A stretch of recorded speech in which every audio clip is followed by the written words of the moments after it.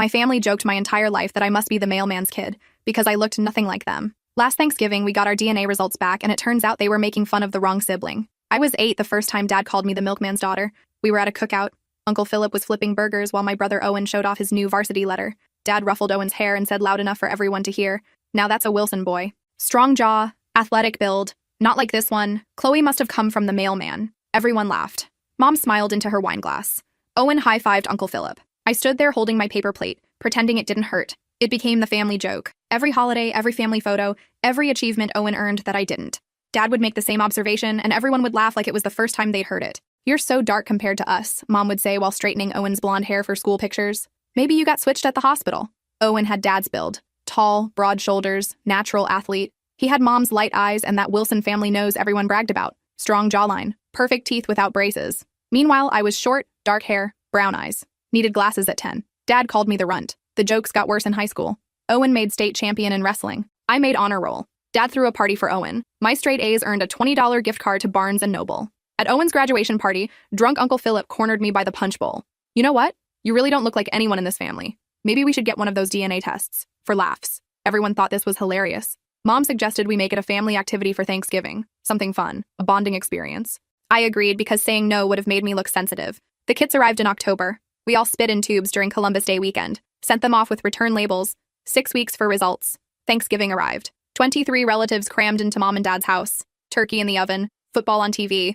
Owen brought his fiancée Whitney, who fit perfectly into our blonde athletic family. She and Mom were already planning the wedding. Dad announced during appetizers that the DNA results were in. "Finally going to solve the mystery of where Chloe came from," he said, pulling up the website on his laptop. Everyone gathered around. Uncle Philip made jokes about finding out I was actually related to the UPS guy. Aunt Diane suggested maybe I was adopted. Owen's fiancée laughed along, already part of the family joke. Dad pulled up his results first. 100% European, Swedish, Irish, German. Exactly what we expected. Then Mom's. Nearly identical. The Wilson family tree exactly as documented for 5 generations. Then mine. I watched Dad's face as he scrolled through my DNA matches. His smile faded. He clicked through screens faster. Stopped. Stared. "What?" Mom asked, setting down her wine glass. Dad didn't answer. He just kept staring at the laptop screen. His jaw was tight. Something was wrong. "Let me see," Mom said, moving closer. Her face went white. The room got quiet. Even Uncle Philip stopped mid-sentence about his fantasy football team. Dad turned the laptop so everyone could see. My DNA results showed exactly what they should have shown. 50% match to Mom, 50% match to Dad. Parents confirmed. "Owen," Dad said quietly, "pull up your results." Owen laughed nervously. "Come on, this is ridiculous. We all know I'm your kid." "Now," Dad repeated, his voice flat. Owen pulled out his phone. The room was silent, except for the football game nobody was watching anymore. Owen's hands shook as he logged into the DNA website. His results loaded. We all saw it at the same time. 0% match to Dad, 50% match to Mom, 0 matches to anyone in the Wilson family except her. Owen stared at his phone like it was broken. "This is wrong. There's been a mistake." But Dad was already looking at Mom. Her face said everything. The wine glass slipped from her fingers and shattered on the hardwood floor. Red wine spread like blood. "Anne," Dad said. His voice was barely above a whisper. "Who is Owen's father?" Mom opened her mouth, closed it. Tears started running down her face, but she didn't make a sound. Whitney grabbed Owen's arm. "This is insane. These tests are wrong all the time, right? Right?" But I'd spent 2 weeks researching DNA testing after we sent in our kits. The accuracy rate was 99.9%. There was no mistake. Uncle Philip cleared his throat. "Maybe we should all calm down and—" "Get out," Dad said. Still quiet, still controlled. But everyone heard the rage underneath. Everyone except Anne, Owen, and Chloe. "Get out of my house." Nobody moved. "Now!" They scrambled. Aunt Diane grabbed her purse. Uncle Philip nearly tripped over the coffee table. Cousins filed out without making eye contact. Whitney hesitated at the door, looking back at Owen, but he just stared at his phone like the results might change if he waited long enough. The door closed. 4 of us remained in the living room. The turkey timer went off in the kitchen. Nobody moved to check it. Dad sat down heavily on the couch. He looked 10 years older than he had 5 minutes ago. "How long?" Mom was crying openly now. "Pete, please." "How long?" She wrapped her arms around herself. 25 years. The number hung in the air. Owen was 24. Mom had been having an affair when she got pregnant with him. Maybe before. Maybe during. Maybe after. "Who?" Dad asked. Mom shook her head. "It doesn't matter anymore. It matters to me." She looked at Owen, then at me, then at the floor. "Thomas Novak." The name meant nothing to me, but Dad's face went even paler. "Your tennis coach," he said flatly. "You had an affair with your tennis coach." Mom nodded once. "Does he know?" Dad asked. "Does Thomas know Owen is his son?" Another nod. Dad stood up fast enough that the laptop slid off his knees. It hit the floor with a crack. "How long has he known?" "Since I found out I was pregnant." Owen finally looked up from his phone. "Wait, You've known this entire time? You've known I'm not Dad's son for 24 years and you never said anything? Mom reached for him. Owen, sweetie, I was trying to protect. Protect who? Owen shouted. Me? You let me grow up thinking Pete was my father. You let everyone make fun of Chloe for not being a real Wilson when I'm the one who isn't. You are a Wilson, Mom said desperately. In every way that matters, I'm not. Owen threw his phone across the room. It hit the wall and fell behind the couch. I'm some random guy's kid, a tennis coach. Does he even know me? Does he want to know me? Mom started sobbing. He moved to California before you were born. He's married, has 2 daughters. So I have sisters I've never met. Half-sisters? Mom whispered. I'd been standing in the doorway this whole time, watching my family implode. Part of me wanted to leave, to walk out and let them figure this out without me. But a bigger part of me needed to stay, needed to hear this. Because for 24 years, I'd been the joke, the one who didn't fit, the mailman's kid, the runt, the disappointment. And none of it had been true. Dad turned to look at me for the first time since the revelation. Something passed across his face. Guilt, maybe. Or shame. Chloe, don't, I said. Not yet. He nodded slowly. Owen was pacing now. All those years. All those jokes about Chloe not being your real daughter. And you just let them happen. You both just stood there and let everyone mock her when you knew the whole time it was me. We thought it was better, Mom said. If everyone focused on Chloe being different, nobody would question why you looked so much like Pete. I felt like I'd been punched. You made me the target on purpose. Mom's face crumpled. It wasn't like that. You just happened to look different and it was convenient and we thought. You thought what? That I wouldn't notice? That it wouldn't hurt? I'm so sorry, Mom whispered. Owen stopped pacing. Who else knows? What? Mom asked. Who else knows I'm not Dad's son? Does Uncle Philip know? Grandma? Aunt Diane? Mom shook her head. Just me and Thomas. And now you. And Dad, Owen said, looking at Pete. When did you find out? Dad was staring at the broken laptop on the floor. 10 minutes ago. Same as you. Owen's laugh was bitter. So Mom's been lying to all of us for 24 years. I was protecting this family, Mom said. You were protecting yourself, I said. My voice came out colder than I expected. You had an affair, got pregnant, and decided the easiest solution was to let everyone think I was the outsider. That's not fair, Mom started, but I cut her off. Fair? You want to talk about fair? I spent 16 years being told I wasn't really a Wilson, being excluded from family photos because I ruined the aesthetic, watching Owen get every opportunity, every bit of praise, every ounce of Dad's attention while I got nothing. And you knew the entire time that I was the only legitimate Wilson child in this house. The word hung there. Legitimate. Owen flinched. I didn't mean it like that, I said quickly, but the damage was done. No, you're right, Owen said. That's exactly what I am. Illegitimate. A bastard. The product of Mom cheating on her husband. Owen, don't, Mom pleaded. But Owen was already moving toward the door. I need to get out of here. Where are you going? Mom asked. Anywhere but here. He left without another word. The front door slammed hard enough to rattle the windows. Mom looked at Dad. Pete, please say something. Dad stood up. He picked up the broken laptop, set it on the coffee table, and walked toward the stairs. Where are you going? Mom asked, her voice rising with panic. To pack a bag, Dad said without looking back. I'll be at Phillips. Please don't leave. We can work through this. We can. 25 years, Anne. You lied to me for 25 years. Let me believe Owen was my son. Let everyone mock our actual daughter for not fitting in. There's nothing to work through. He disappeared upstairs. Mom collapsed onto the couch and buried her face in her hands. I should have felt something. Sympathy, maybe. Or satisfaction that she was finally facing consequences for her lies. But I just felt numb. The turkey timer was still going off in the kitchen. I walked past Mom, past the shattered wine glass, and turned off the oven. The turkey was burned black around the edges. Ruined. I grabbed my coat and car keys. Where are you going? Mom asked from the living room. Her voice was muffled by her hands. Out! Chloe, please don't leave me alone right now. I paused at the door. You've been alone with this secret for 24 years, Mom. I think you can handle a few more hours. I drove aimlessly for an hour. My phone kept buzzing with texts from relatives who'd been at dinner. Aunt Diane wanted to know what happened. Uncle Philip said Dad had called and was coming over. Cousin Rachel asked if it was true about Owen. Word was spreading fast. By tomorrow, everyone would know. I ended up at Riverside Park, sitting on a bench overlooking the water. It was freezing. November in Connecticut wasn't kind to people sitting outside, but I couldn't make myself go home. Couldn't make myself go back to that house where I'd spent 24 years being the punchline. My phone rang. Owen, where are you? He asked when I answered. Riverside Park. Stay there. I'm coming. He arrived 20 minutes later. We sat in silence for a while, watching the river flow past. The sun was setting. Thanksgiving was officially ruined. Whitney broke up with me, Owen said finally. What? She called from her parents' house. Said she needed time to process everything, and didn't think she could marry into a family with this much drama. I'm sorry. He laughed, but there was no humor in it. Are you? I spent our entire childhood getting everything while you got nothing. Maybe this is karma. I don't think karma works that fast. Maybe it's been building up for 24 years and just hit all at once. We sat in silence again. I called Thomas Novak, Owen said. I turned to look at him. You what? Found him on Facebook, sent him a message. He called back within 10 minutes. What did he say? He knew. Mom told him about me right after I was born. He wanted to be involved, but Mom refused. Said it would destroy her marriage. He's been following my life from a distance for 24 years. Has pictures of me from my high school wrestling tournaments, knows I went to state, knows I got engaged to Whitney. That's creepy. That's what I said. He said he thought of it as being a proud dad from afar. Owen's voice cracked. He wants to meet me. Are you going to? I don't know. Maybe. Probably. He looked at me. Does that make me a terrible person? Dad just found out I'm not his son, and I'm already thinking about meeting my biological father? Dad's not your father, I said. Pete is. He raised you, loved you, believed you were his son, but I'm not. Biology isn't everything. Owen laughed again. That's rich coming from you. You're the one who actually has his DNA, and he treated you like garbage. He treated me like garbage because Mom made me the target, because she needed everyone focused on me so nobody would question you. You think I wanted that? Owen's voice rose. You think I asked for any of this? Neither did I. We stared at each other. 24 years of resentment between us. Him getting everything, me getting nothing, and neither of us had been responsible for any of it. I'm sorry, Owen said quietly, for all those years, all those jokes.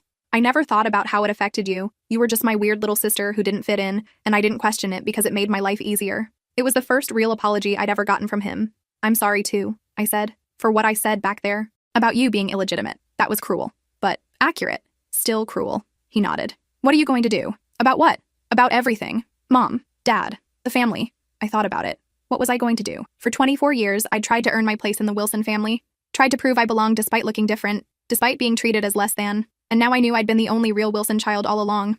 I'm going to law school, I said. Owen blinked. What? I was accepted to Columbia last spring. Full scholarship.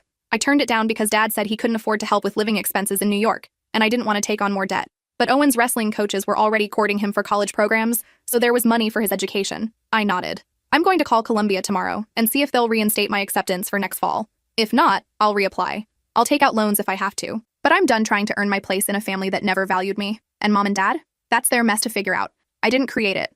I'm not going to fix it. Owen was quiet for a long moment. Can I ask you something? Sure. Do you hate me? I thought about it. Really thought about it. No. I hated the situation. I hated feeling like I didn't matter. But you're my brother. That hasn't changed. Half-brother, he said. Technically. Biology isn't everything, I repeated. He smiled for the first time that day. It didn't reach his eyes, but it was something. We sat there until it got too cold to stay outside any longer. Owen drove me back to my car. Before I got out, he grabbed my arm. Columbia is lucky to have you, he said, even if our family was too stupid to see it. I drove home just after 9 p.m. Mom's car was in the driveway. Dad's wasn't. The house was dark except for a light in the kitchen. Mom was sitting at the table with a bottle of wine and a glass. The turkey was still sitting on the counter, ruined and forgotten. Hi, she said when I walked in. Hi. Your father packed a bag. He's staying with Philip for a while. I know. Uncle Philip texted. She poured more wine. Owen called me, said you're going to law school. If Columbia will have me, that's good. You were always so smart. I used to brag about your grades to my book club friends.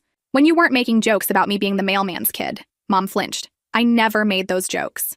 You laughed at them. You encouraged them. You let Dad make them every single holiday for 16 years. I thought if we made light of it, nobody would take it seriously. I took it seriously, Mom, every single time. She was crying again. I'm sorry. I'm so sorry. I never meant for any of this to hurt you. But it did. For 24 years, it hurt. What can I do to fix this? I looked at her. Really looked at her. She was 52 years old. Still beautiful in that polished way she'd always maintained. Perfect hair, perfect makeup, perfect clothes. She'd built her entire life on appearances, on maintaining the image of the perfect family. And now that image was shattered. Tell the truth, I said. What? Call Uncle Philip. Call Aunt Diane. Call everyone who was at dinner tonight.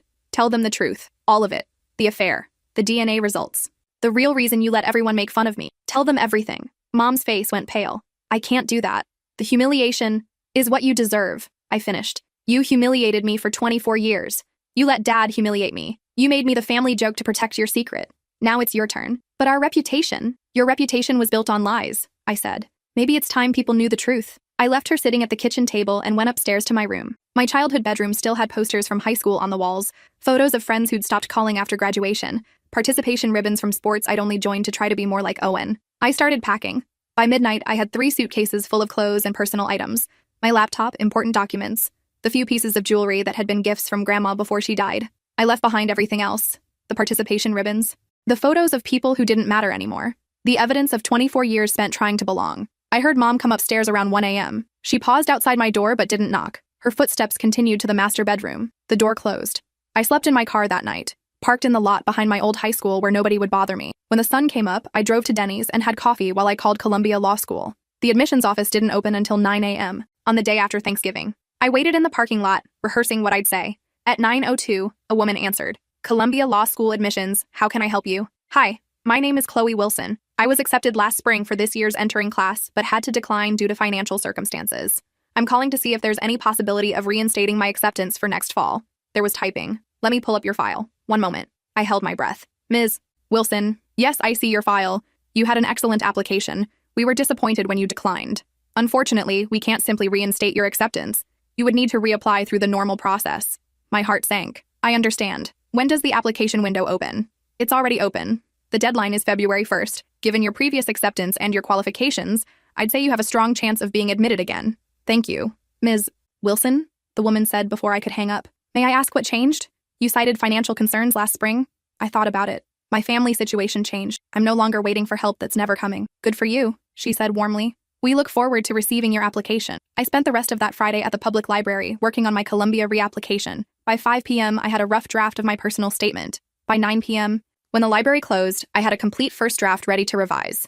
My phone had been buzzing all day. Texts from relatives, missed calls from mom, one voicemail from dad asking if I was okay. I didn't respond to any of them. Instead, I got a hotel room, used money from my savings account that I'd been building up from my part-time job at the campus bookstore. The room was small and smelled like cigarettes, but it was mine. Nobody could make jokes about me here. Nobody could make me feel less than. Over the next week, I finished my Columbia application, called in my letters of recommendation from professors, sent my updated transcripts. On December 3rd, I submitted everything. Meanwhile, the Wilson family drama escalated. Mom, surprisingly, actually did what I asked. She called Uncle Philip and Aunt Diane. She told them the truth about Owen's paternity, about the affair with Thomas Novak, about knowing for 24 years and letting everyone make fun of me to deflect attention. Uncle Philip told his wife. Aunt Diane told her daughters.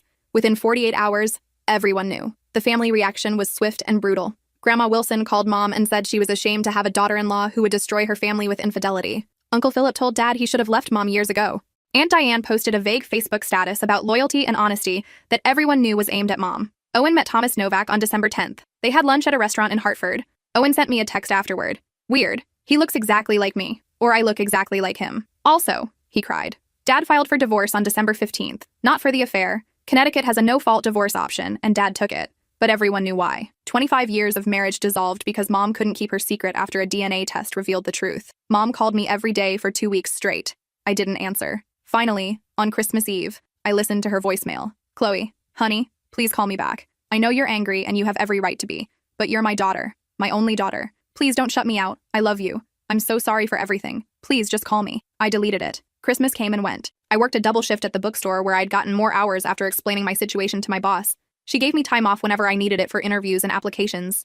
On January 8th, I got an email from Columbia Law School. My hands shook as I opened it. Dear Ms. Wilson, we are pleased to inform you that you have been accepted to Columbia Law School's class entering in fall 2024. I read it 3 times to make sure it was real. I'd gotten in, full scholarship renewed. Everything I'd turned down because Dad said he couldn't help was back. And this time I wasn't asking for anyone's permission or help. I called Owen. He was the only family member I'd stayed in contact with. I got in, I said when he answered. Columbia? Full scholarship. I'm going to New York. That's amazing, Chloe. I'm proud of you. How are you doing? He sighed. Weird. Thomas wants me to meet my half-sisters. They're 19 and 16. They don't know about me yet. He's going to tell them next week. Are you going to meet them? I think so, yeah. They're my family too, right? Even if I didn't grow up with them. Right. And Whitney called. She wants to talk. Says maybe she overreacted. Do you want to talk to her? I don't know. Part of me thinks if she couldn't handle this, she won't be able to handle anything difficult in the future. Part of me misses her. You'll figure it out. You sound different, Owen said. More confident. I feel different. Like I finally stopped trying to be someone I'm not. Good. We talked for another hour. He told me about his sessions with a therapist who specialized in family trauma and identity issues. About how Dad was doing okay at Uncle Philip's but looked 10 years older. About how Mom had stopped going to her book club because the women were gossiping about her. Do you ever feel bad for her? Owen asked. Sometimes. But then I remember she had 24 years to tell the truth and chose not to. She chose to let everyone make fun of me instead. That's not my fault to fix. No, Owen agreed. It's not. I moved to New York in August. Found a small studio apartment in Morningside Heights near Columbia's campus. It was tiny, barely big enough for a bed and a desk, but it was mine. Columbia Law School was everything I'd hoped it would be. Challenging, intense, full of people who cared about ideas and justice and making a difference. Nobody here knew about the Wilson family drama. Nobody made jokes about mailmen or milkmen. I was just Chloe, law student, working toward a degree I'd earned on my own merit. Dad reached out in September, asked if he could take me to dinner. I agreed to meet him at a restaurant near campus. He looked older, thinner, gray hair where there used to be brown. You look good, he said when I sat down. Happy. I am happy. We ordered food, made small talk about school in New York. Finally, he set down his fork and looked at me directly. I owe you an apology, he said. A real one. Not the kind I tried to give on Thanksgiving. I waited. I let your mother make you the target of our family jokes for 24 years. I participated in those jokes. I made them myself. And I did it because it was easier than questioning why Owen looked so much like me while you didn't. I wanted him to be mine so badly that I ignored every sign that something was wrong. You treated me like I wasn't your daughter. I know. You gave Owen every opportunity and gave me nothing. I know. You made me feel like I had to earn my place in the family while he got unconditional acceptance. I know. His voice broke. And I'm sorry. I'm so sorry, Chloe. You deserved better. You deserved a father who saw your worth and celebrated it. Instead, you got me. I felt tears building but refused to let them fall. Do you have any idea what that did to me? Growing up feeling like I was never enough, like I had to work twice as hard for half the recognition. I can imagine. No, you can't. You were the one making me feel that way. He nodded. You're right. I can't imagine. All I can do is tell you that I'm sorry and that I'm trying to do better. Are you? I'm in therapy, twice a week, working through a lot of things. The divorce, the betrayal, my failures as a father. To both of us, I said. You failed Owen too. He spent 24 years thinking he was your son, building his entire identity around being a Wilson, and then found out it was all a lie. I know. I've apologized to him too. And? He's struggling. Meeting Thomas has been hard. He likes him, which makes him feel guilty about me. He's trying to figure out who he is now that his entire origin story has changed. We ate in silence for a few minutes. Your mother asks about you constantly, Dad said. I don't want to hear about Mom. She's selling the house. Can't afford it on her own. Good. Chloe, don't defend her to me, I said. She made her choices. She let everyone mock me for 24 years to protect herself. She doesn't get my sympathy now that she's facing consequences. Dad nodded slowly. Fair enough. We finished dinner. He paid. As we stood to leave, he pulled me into a hug. I let him, but I didn't hug back. I'm proud of you, he said, for getting into Columbia, for building a life for yourself, for being strong enough to walk away from a family that didn't appreciate you. Thanks. Can I see you again sometime? Maybe during Christmas break? I thought about it. Maybe. I need time. I understand. He left a generous tip and walked me to the subway station. We said goodbye at the entrance. I didn't see him again until May. My first year of law school was brutal. Long hours in the library, mountains of reading, complex legal concepts that took weeks to fully understand. But I loved it. Every minute of it. I made friends. Real friends who liked me for who I was. Who didn't know anything about my family drama and didn't care when I eventually told them. Who celebrated my successes and supported me through difficult exams. In March, I got an email from Mom. The subject line said, "Please read." I almost deleted it. But something made me open it. Dear Chloe, I know you don't want to hear from me. I know I don't deserve your forgiveness. But I need you to know some things. First, I've started therapy. Dr. Gregory specializes in helping people who've made terrible choices understand why they made them and how to be better. It doesn't excuse what I did, but it's helping me understand it. Second, I've apologized to everyone. Uncle Philip, Aunt Diane, your cousins, everyone who was at Thanksgiving dinner. I told them all the truth about what I did and why. Some of them have forgiven me, others haven't. I accept both reactions. Third, I'm not asking you to forgive me. I don't think I deserve that. But I want you to know that I love you. I always have. And I'm sorry that my actions made you doubt that. I'm sorry for every joke, every cruel comment, every moment where I let you feel less than. You were never less than. You were always exactly who you were supposed to be. I was just too cowardly to admit the truth. The house sold last week. I'm moving to a small condo in West Hartford. Starting over in my 50s isn't easy, but it's what I deserve. Your father and I finalized the divorce in February. We're both trying to move forward. Owen is doing well. He's dating someone new. Her name is Bridget. She's a teacher. She's wonderful. He's also building a relationship with Thomas and his half-sisters. It's complicated, but he seems happy. I hope you're happy too. I hope Columbia is everything you wanted it to be. I hope New York is treating you well. And I hope someday, maybe years from now, you'll be able to look at me without feeling all the pain I caused. I love you, Mom. I read it twice. Then I saved it to a folder and didn't respond. But I didn't delete it either. Finals came and went. I scored in the top 10% of my class. Got offers for summer internships at prestigious law firms. Accepted one in Manhattan that paid $3,000 a week. In June, I saw Aunt Diane in New York. She was there for a conference and asked if we could meet for coffee. You look amazing, she said when I walked into the cafe. So grown up. I'm 25. I know, but you look different, confident, like you finally figured out who you are. We ordered coffee and sat by the window. I wanted to apologize, Aunt Diane said, for all those years. All those family gatherings where we made jokes about you not looking like a Wilson. I participated in that. I laughed at those jokes. And I'm sorry. Thank you. Your mother told us everything. About the affair, about knowing Owen wasn't Pete's son, about using you as a deflection. It was inexcusable. Yes, it was. I've apologized to your mom too, not because I think what she did was okay, but because I contributed to the environment that made you feel unwelcome in your own family. That's on me. I sipped my coffee. Did you ever suspect that Owen wasn't Dad's? Aunt Diane thought about it. Honestly? No. He looked so much like Pete that it never occurred to me. Your mom was very clever about it. Or very lucky. Both, probably. She paused. Are you ever going to forgive her? I don't know. Maybe someday. But not yet. Not while everything is still so raw. That's fair. She destroyed a lot of trust. We talked for another hour. Aunt Diane told me about her daughters, about Uncle Philip's retirement plans, about Grandma Wilson's deteriorating health. Normal family stuff that didn't involve DNA tests or shocking revelations.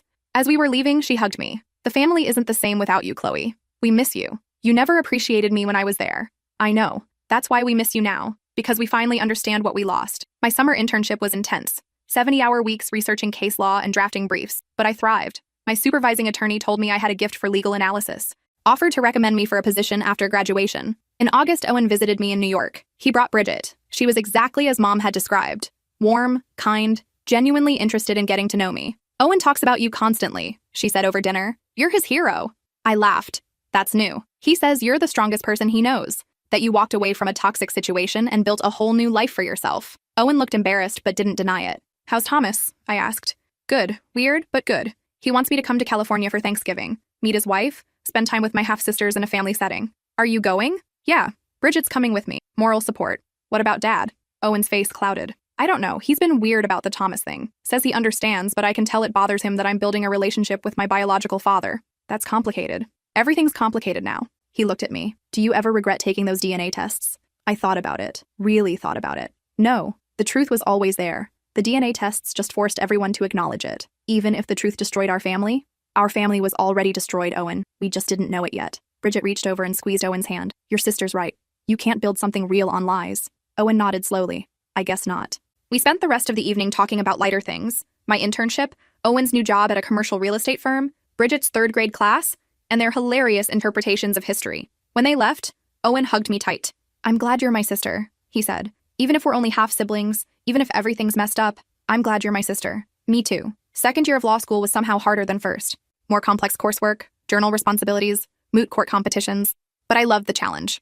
Loved pushing myself to be better. In November, I got a letter from Mom. An actual physical letter, not an email. Dear Chloe, I'm not sure you'll read this, but I'm writing it anyway. I've been in therapy for a year now. Dr. Gregory has helped me understand a lot about why I made the choices I did. I was scared. Terrified, really. When I found out I was pregnant with Owen and knew he wasn't Pete's, I panicked. I loved your father. Loved our life together. The affair with Thomas had been a mistake. A moment of weakness when I was feeling neglected and unhappy. But I never meant for it to result in a child. When Owen was born and looked so much like Pete, I thought I'd gotten away with it. I thought I could bury the secret and move on. Then you came along 2 years later, and you looked nothing like either of us. People started making jokes. And instead of defending you, I encouraged them. Because every joke about you not looking like a Wilson was a joke that wasn't about Owen. I told myself I was protecting the family. Protecting Owen from knowing he was the product of an affair. Protecting your father from the pain of betrayal. But really, I was just protecting myself. And I sacrificed you to do it. There's no excuse for that. No justification that makes it okay. I was a coward, and you paid the price. I know you're thriving at Columbia. Owen tells me you're at the top of your class. I'm not surprised. You were always brilliant, always determined. I just wish I'd celebrated those qualities instead of making you feel like you had to prove yourself constantly. I don't expect you to forgive me. I don't expect you to call or write back. I just wanted you to know that I understand now what I did. I understand the damage I caused, and I'm sorry. I'm so sorry. Love always, Mom. I folded the letter and put it in the drawer with her email from March. Still couldn't bring myself to respond, but I couldn't throw them away either. Christmas that year, I went to Aunt Diane's. She'd invited me specifically, said the family wanted to see me. Owen would be there with Bridget. Dad would be there. Mom wouldn't. Your mother and I agreed it would be better if she stayed away, Aunt Diane explained on the phone. We want you to feel comfortable. It was strange walking into Aunt Diane's house for Christmas dinner. Same decorations as every year, same relatives, but everything felt different. Grandma Wilson was there, 84 years old and sharp as ever. She pulled me aside immediately. I owe you an apology, she said. I participated in those jokes about you not being a real Wilson. That was cruel and wrong. You are a Wilson. You're my granddaughter. I should have treated you as such. Thank you, Grandma. Your mother made terrible choices, but you didn't deserve to suffer for them. She squeezed my hand. I'm proud of you. For going to law school. For building a life for yourself. You're stronger than all of us. Dinner was actually pleasant. Uncle Philip asked about my classes. Cousin Rachel wanted to know about living in New York. Dad sat quietly, watching me interact with the family, but not pushing himself into the conversation. After dessert, he asked if we could talk privately. We went out to Aunt Diane's back deck. It was cold but clear, stars visible despite the light pollution. How's school? Dad asked. Good. Hard, but good. I meant what I said last year. I'm proud of you. I know. He was quiet for a moment. Owen told me about Mom's letters. That she's been writing to you. She has. Are you going to respond? I don't know. She's trying, Chloe. Really trying. Therapy. AA meetings. AA meetings? I interrupted. Mom's drinking? Dad looked uncomfortable. Has been for a while, since the divorce. It got bad enough that Philip staged an intervention last spring. She's been sober for 7 months now. I didn't know what to say to that. I'm not asking you to forgive her, Dad continued. I'm just saying she's aware of what she did and she's working on herself. That's all. Is that supposed to make me feel better? No. I just thought you should know. We stood in silence for a while. I'm seeing someone, Dad said finally. A woman named Ruth. She's a kindergarten teacher. Completely different from your mother. We've been dating for 3 months. That's good. I'm happy for you. She wants to meet you, if you're open to it. Maybe, after the holidays? No pressure. Just thought I'd mention it. We went back inside. The family was playing charades in the living room. Owen was acting out something that had everyone laughing. Bridget was filming on her phone. Grandma Wilson was keeping score with a notepad and pen. For a moment, it felt like old times. Like a real family Christmas. Except I wasn't the one being left out anymore. People actually wanted me there. Listened when I spoke. Included me in the games. It was what I'd wanted my entire childhood. And now that I had it, I wasn't sure how to feel about it. Owen caught my eye from across the room and smiled. I smiled back. Maybe we'd never get back to what we were before Thanksgiving 2023, but maybe we could build something new, something better, something based on truth instead of lies. 3rd year of law school, I focused on civil rights law, constitutional issues, discrimination cases, social justice work. It was what I'd always wanted to do, but never felt confident enough to pursue. In March, I got an offer for a clerkship with a federal judge in Manhattan, Judge Patricia Reeves, known for her progressive rulings on civil rights cases. It was a dream opportunity. I called Owen to tell him. He screamed so loud that Bridget came running, thinking something was wrong. That's amazing, he said. Judge Reeves is legendary. I know. I can't believe she wants me. I can. You're brilliant. When did you become my biggest cheerleader? Around the time I realized I'd spent 22 years taking you for granted. We talked for an hour. He told me he and Bridget were getting engaged, that he'd bought a ring, that he was going to propose at Christmas. I want you there, he said, at the proposal and the wedding, as my best man. Best man? Why not? You're my sibling, the only one I grew up with, the only one who knows me completely. It should be you. I felt tears building. I'd be honored. And hey, Owen said, I've been meaning to ask. Have you thought any more about responding to Mom? Sometimes. She really is trying, Chloe. I see her once a month for lunch. She's different, sober, seeing a therapist, taking accountability for what she did. That doesn't erase 24 years of pain. No, it doesn't. But maybe it's a start. I thought about the letters, the email, Mom's attempts to explain and apologize. Maybe, I said. I'm not ready yet. But maybe someday. That's all anyone can ask for. Graduation from Columbia Law was surreal. 3 years of intense work culminating in a ceremony where they called my name, and I walked across the stage to receive my degree. Dad was there, so was Owen and Bridget, Aunt Diane and Uncle Philip, Grandma Wilson in her wheelchair. Even a few cousins I hadn't seen since Thanksgiving 2023. Mom wasn't there, I hadn't invited her, but she sent flowers to my apartment with a card that said, "Congratulations, Dr. Wilson. I always knew you'd do great things. Love, Mom." The title was wrong. I had a JD, not a doctorate, but the sentiment was there. After the ceremony, we went to dinner. Dad brought Ruth, the kindergarten teacher he'd been dating. She was warm and kind, asked good questions about my plans for the clerkship, seemed genuinely interested in getting to know me. "Your father talks about you constantly," Ruth said. "How proud he is of what you've accomplished." "That's relatively new," I said without thinking. Ruth looked uncomfortable, but Dad nodded. "She's right. I spent too many years not seeing what was right in front of me. I'm trying to make up for that now." "You can't make up for lost time," I said. "You can only be better going forward." "I know, and I'm trying." Owen stood and clinked his glass. "I'd like to make a toast." Everyone quieted. "To Chloe," Owen said, "who proved that hard work and determination matter more than family expectations or biological connections, who built an incredible life for herself despite having a family that didn't appreciate her, who showed me what real strength looks like. I'm proud to be your brother." Everyone raised their glasses. "To Chloe." I felt tears running down my face. Happy tears this time. The clerkship with Judge Reeves was everything I'd hoped it would be. Challenging cases, brilliant legal minds, the opportunity to make real change in people's lives. 6 months in, we heard a case about a woman who'd been discriminated against by her employer because of her immigration status. The facts were eerily similar to stories I'd heard from friends in law school. The injustice was clear. Judge Reeves ruled in the woman's favor. I drafted the opinion. Seeing my legal reasoning published in the Federal Register was surreal. "You have a gift for this," Judge Reeves said after the ruling. "You see the human element in legal issues. That's rare. Don't lose it." In December, Owen proposed to Bridget at Christmas dinner at Aunt Diane's. He got down on one knee in the middle of the living room, surrounded by family, and asked her to marry him. She said yes. Everyone cheered. I stood next to Owen, his chosen best man, and felt genuine happiness for him. He'd found someone who loved him for who he was. Not for being a Wilson, not for being Thomas Novak's biological son, just for being Owen. "Speech," someone shouted. I hadn't prepared anything, but I looked at my brother and the words came. "Owen and I grew up as strangers in the same house," I said. "We looked different, were treated differently, lived in completely different worlds despite sharing the same address. For 24 years, we didn't really know each other. Then our family imploded, and we finally saw each other clearly. He's not just my brother, he's my best friend, the person who understands what we went through better than anyone else ever could. And Bridget, you're getting an amazing man. Flawed, definitely. Still figuring things out, absolutely. But good. Genuinely good. Welcome to the family. Such as it is.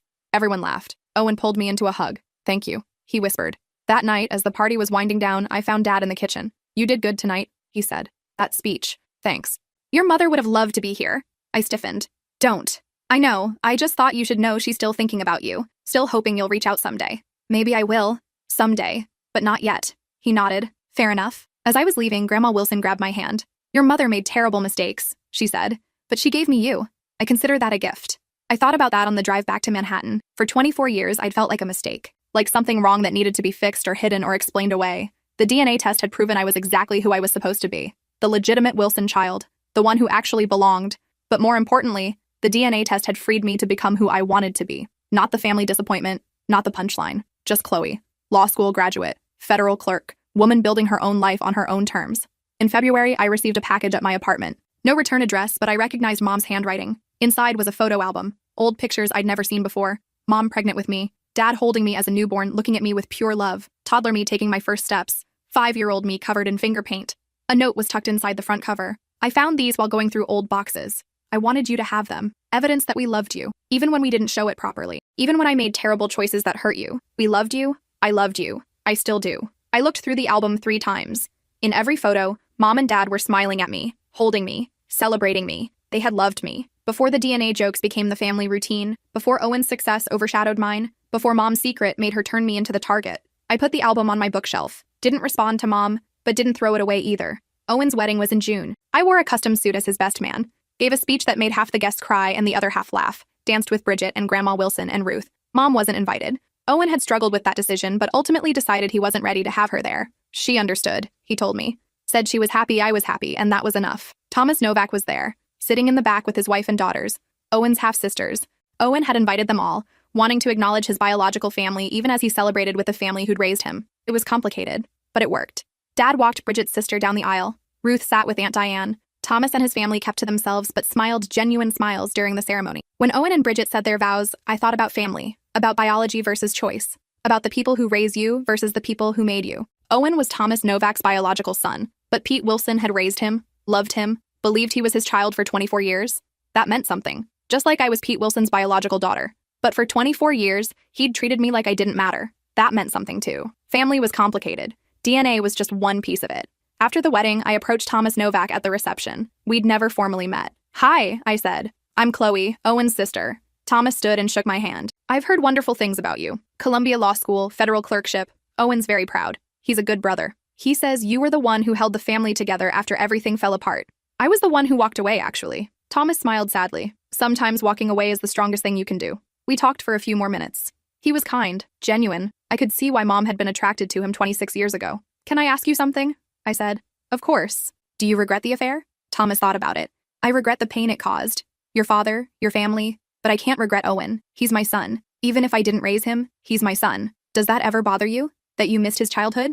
Every single day. Thomas's voice cracked slightly. But I'm grateful for the relationship we have now, however complicated it is. I nodded. He's lucky to have you, both of you. 2 fathers who want him in their lives. And he's lucky to have you. A sister who sees him clearly and loves him anyway. Later that night, after the reception ended and the guests went home, Owen found me sitting alone at a table. Thank you for being here, he said. For being my best man. For everything. Where else would I be? I know it was complicated. With Thomas here and everything. Life's complicated, Owen. We just have to figure out how to navigate it. He sat down next to me. Do you ever wish things had been different? That we'd had a normal family? I don't know what normal means. But yeah, sometimes I wish we'd grown up in a family where I wasn't the joke and you weren't living a lie. If we had, would we be as close as we are now?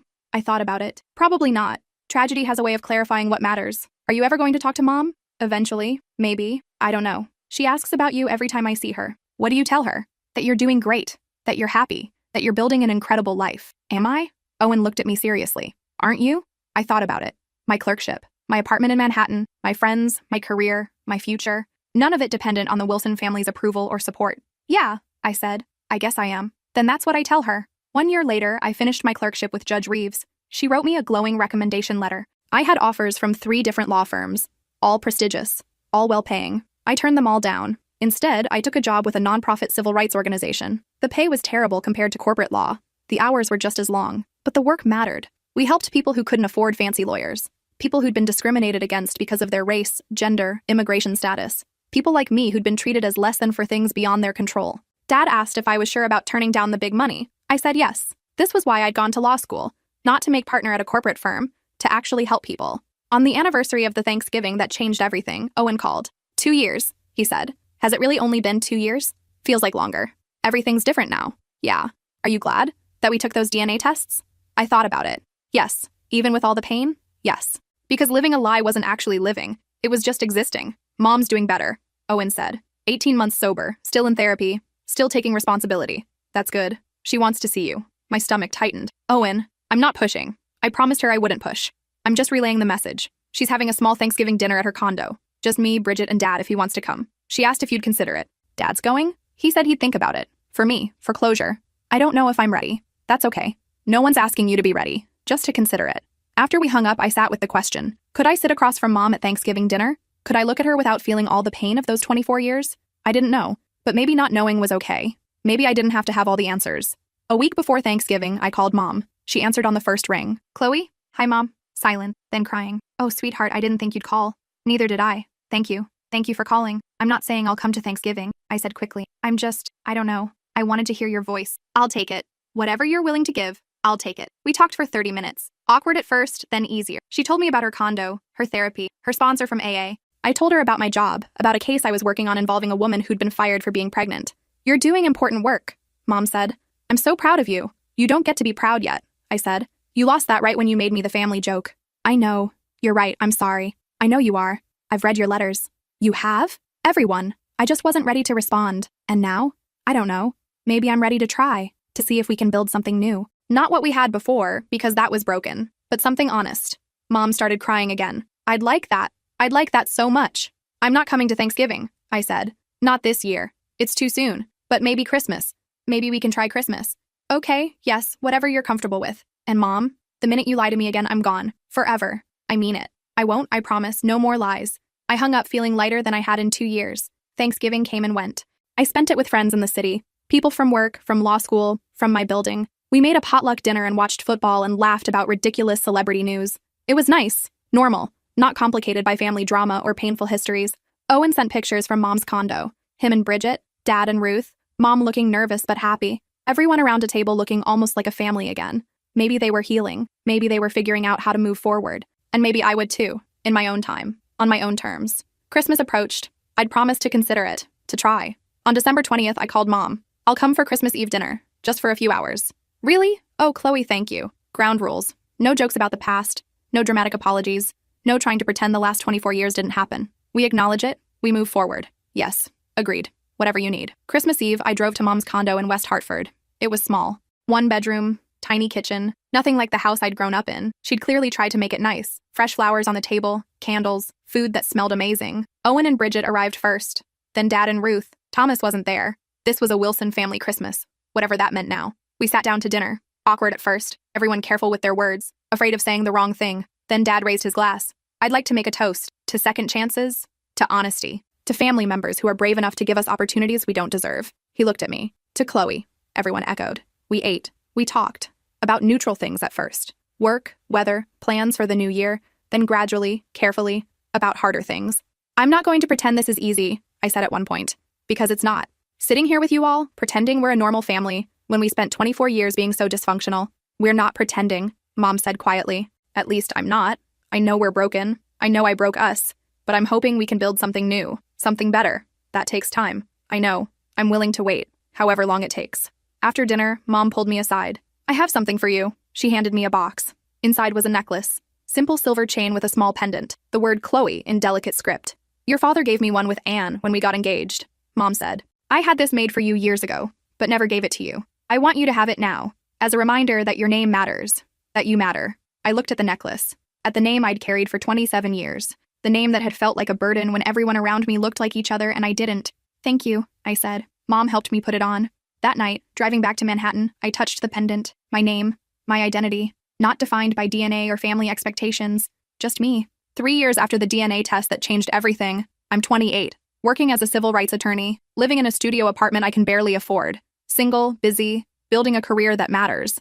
Owen and Bridget just had a baby, a boy they named Peter Thomas, after both his grandfathers. They asked me to be godmother. Dad and Ruth got married. Small ceremony, just family. Mom was invited. She came. She and Ruth had a long conversation about teaching and kids and second chances. Mom is 3 years sober, still in therapy. She volunteers at a women's shelter, helping other women who've made mistakes they're trying to fix.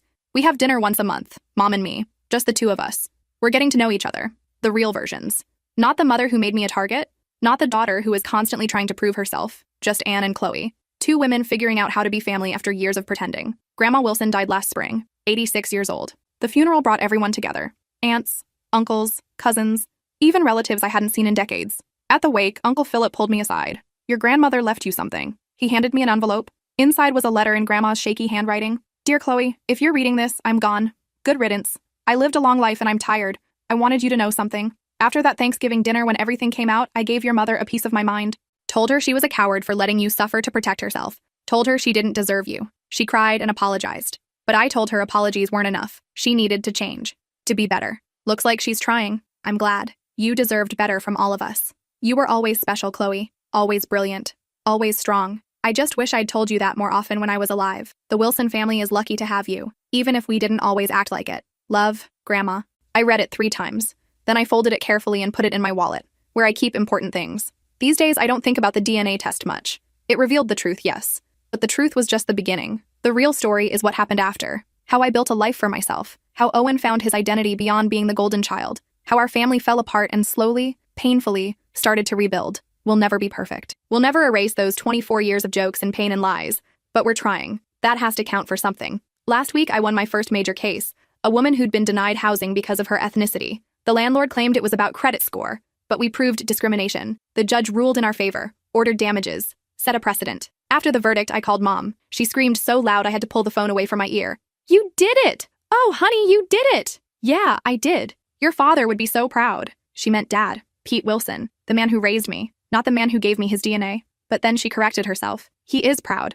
I saw him yesterday. He was telling Ruth all about your case. You saw Dad. We're trying to be friends. For Owen's sake. For the baby. It's weird, but it's working. After we hung up, I sat at my desk looking at the case files, at the evidence I'd gathered, the arguments I'd made, the precedent I'd set. For 24 years, I'd tried to prove I belonged in the Wilson family. Turns out I didn't need to prove anything. I already belonged, to myself. The DNA test didn't give me that. It just cleared away the lies so I could see it. And that was enough. Last Thanksgiving, we all gathered at Aunt Diane's again, 4 years after the disaster that had changed everything. Owen and Bridget brought baby Peter. Dad brought Ruth. Mom came alone but sober and smiling. Uncle Philip made his usual jokes. Aunt Diane fussed over the turkey. Cousins argued about football. At one point, Owen raised his glass. I'd like to make a toast.